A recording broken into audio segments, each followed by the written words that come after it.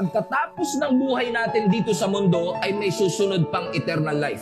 Either tayo ay mapupunta sa eternal damnation o mapupunta sa eternal salvation. Kung ano man ang ginagawa at desisyon natin dito sa buhay natin ngayon, ang magdidetermine na magiging destiny natin sa ating eternity.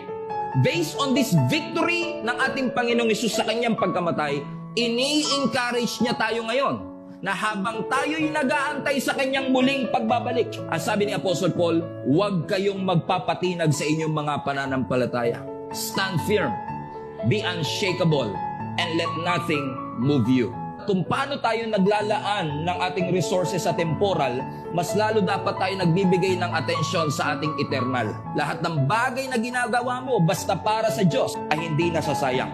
He is calling each and every one of us to stand firm in our faith, na tayo ay maging immovable sa ating mga conviction at maging active sa paglilingkod sa ating Panginoon. Following Jesus includes suffering and pain. Pag sumunod ka kay Lord, may pagpapala at breakthrough. Pero may sakit din. May hirap. May sacrifices. But those storms are necessary for you to realize who you are.